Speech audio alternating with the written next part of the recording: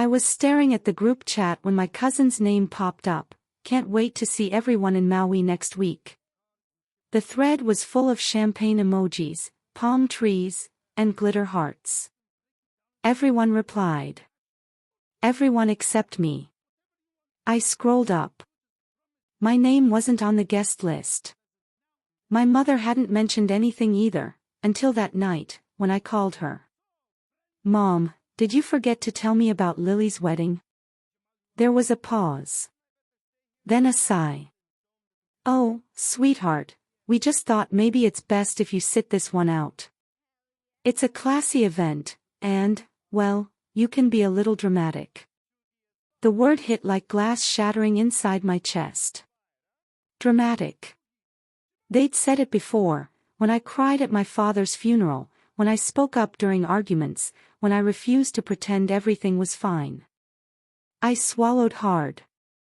So I'm too dramatic to watch my own cousin get married? "It's not like that," she said. "We love you, but this trip isn't about attention. It's about Lily." That's when I realized, they didn't love me the way they said they did. They loved the version of me that stayed quiet. I stared at the invitation photo my aunt posted online, everyone smiling in beige and champagne tones, matching outfits, perfect tans. And I wasn't there. My name is Ava Parker.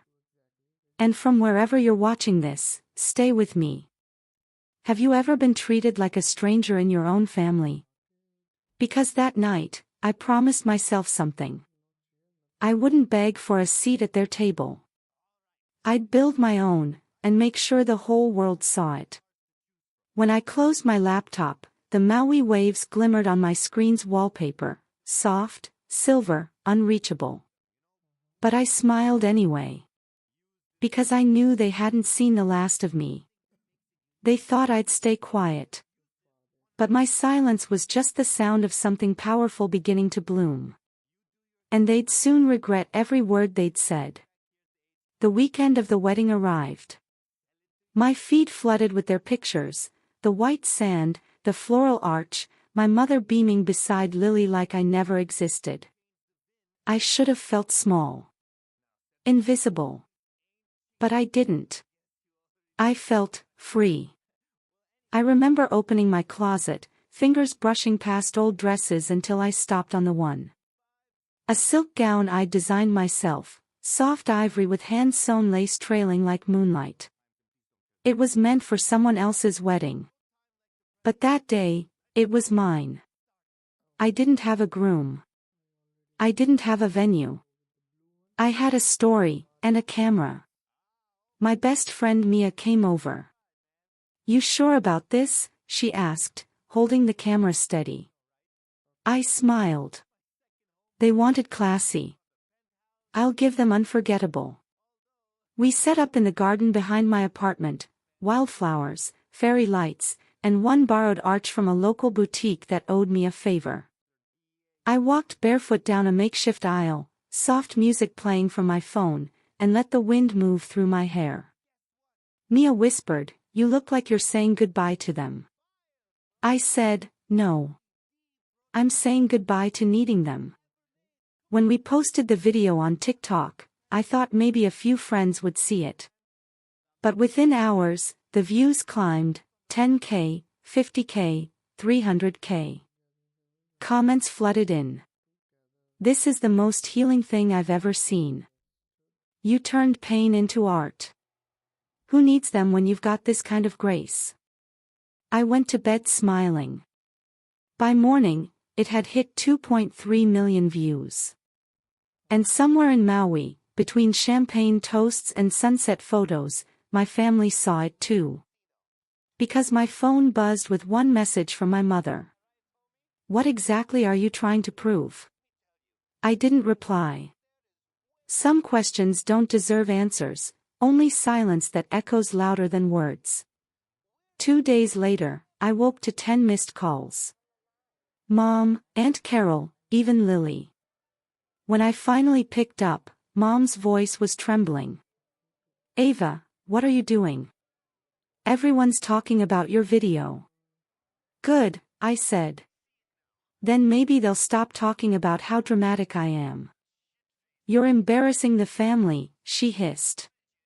I laughed softly. Funny. I thought I wasn't part of the family. There was a pause, then a whisper. People think you were mocking Lily's wedding. I wasn't mocking anything. I was healing. Maybe that's what makes you uncomfortable. She hung up. That afternoon, I walked to the cafe down the street. A barista recognized me. Hey, are you the girl from the viral wedding video? I smiled. Guess so. She said, you looked happy. Like you finally let go of something heavy. That night, I opened my messages again, thousands of strangers telling me they'd been disinvited, excluded, shamed by their families too. And for the first time in years, I didn't feel alone. But while the internet loved me, my family was spiraling. My aunt posted a cryptic status, some people will do anything for attention. Lily's fiancé commented a laughing emoji. They didn't realize, the more they mocked, the higher the views climbed. By day 3, it had crossed 10 million views. And my next post. That one would make them panic for real. Because it wasn't just a photo shoot anymore. It was a ceremony. And they weren't invited. It began with an idea at 2 a.m. I couldn't sleep, replaying every word they'd said about me, dramatic, selfish, attention-seeking. So I decided to give those words a home. I booked a small outdoor venue near the lake. I called it, the ceremony of letting go. There were no guests, no vows, no priest. Just me, standing in front of a mirror at the water's edge. I read a letter aloud, not to them, but to the girl I used to be. You don't need to shrink for people who fear your light. You don't owe anyone silence for their comfort. Mia filmed everything. We uploaded it with the caption. For everyone who's ever been told they're too much. The clip spread like wildfire. Celebrities shared it. News outlets picked it up. #TooDramatic trended for 2 days straight. By the end of the week, 18.2 million views. And then came the call. From Lily. Her voice shook. Ava, can we talk? I almost didn't answer. But something in me wanted to hear her say it. She whispered, they're saying sponsors might pull out of our honeymoon collaboration because of your video. I smiled faintly. Oh. I thought I wasn't important enough to affect you. Silence. Then, you made your point. Please, just take it down. I said, I didn't post it for you. I posted it for me.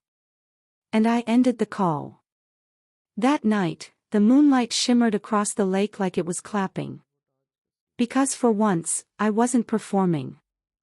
I was becoming. A week later, my mom invited me to dinner. Let's talk, she said. Part of me wanted to say no. But another part wanted to see if they could even look me in the eyes. When I walked in, everyone was there, Mom, Dad, Aunt Carol, and Lily. The same faces that smiled on the beaches of Maui without me. Mom started, we didn't mean to hurt you. You just make things intense. I said softly, intensity isn't a flaw. It's a pulse. Dad looked at me like he didn't understand a word. Lily finally spoke. Ava, I'm sorry. I didn't think it would blow up like that. People keep comparing your ceremony to my wedding. Maybe they just saw more honesty in mine, I said. Mom's voice cracked. You've humiliated us. I looked around the table. No, Mom. I just showed the world what you tried to hide, the daughter you were ashamed of. The silence that followed was colder than the untouched dinner. I stood up, slipped my coat on, and said, "You called me dramatic. Maybe I am. But at least I feel things deeply, something this family forgot how to do." And I walked out. Outside, the city lights blurred through my tears, but they were my tears. Mine to shed. Mine to own. And for the first time, I didn't apologize for them. A week later, my aunt went public. She posted a long Facebook rant calling me an attention-hungry brat who fabricated trauma for clicks. For a moment, I almost deleted everything. But then, thousands of comments poured in defending me. People shared their own stories of being silenced, called names, excluded. The narrative flipped. Brands reached out for interviews, podcasts, even a documentary deal. I wasn't chasing fame, I was reclaiming voice. Meanwhile, my family hid. Their perfect image shattered. The same relatives who once called me dramatic now whispered that I was powerful, dangerous, even. And maybe I was. Because I'd finally learned that emotion isn't weakness. It's fire. That night, I posted one final video. Me, sitting by candlelight, saying, "When they called me dramatic, they meant alive." It hit 20 million views in 2 days. And by then, even Mom had stopped trying to call. Part 7, The Apology They Owed. 3 months passed. The world moved on, but something inside me had shifted permanently. Then one afternoon, a letter arrived, handwritten, from my mother. "Ava. I didn't understand you before. I thought keeping you small would protect you. I see now that I was just afraid of how bright you shine. I'm sorry." I read it 3 times before the tears came. Not from pain, from release.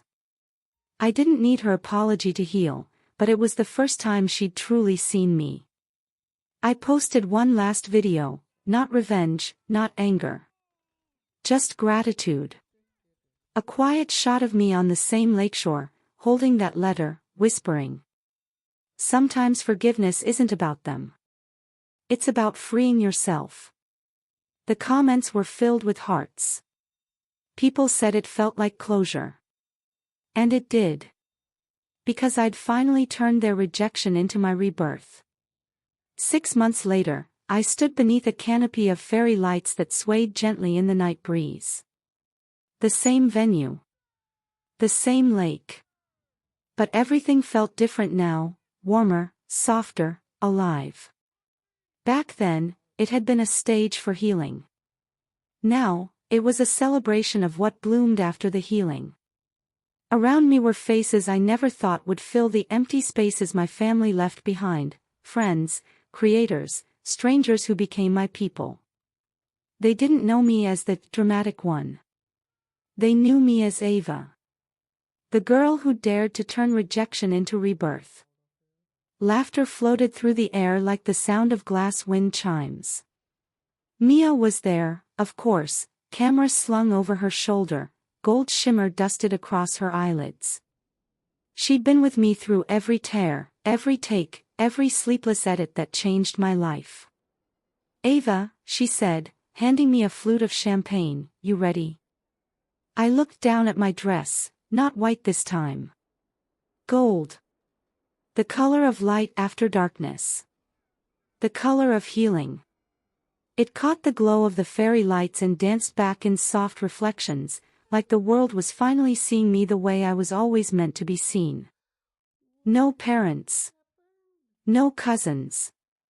No silent judgment dressed in expensive smiles. Just real people. Real love. Real laughter. We toasted by the lake.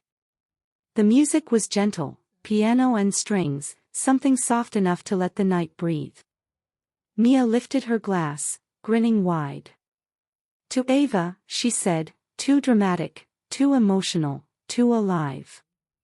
Everyone laughed.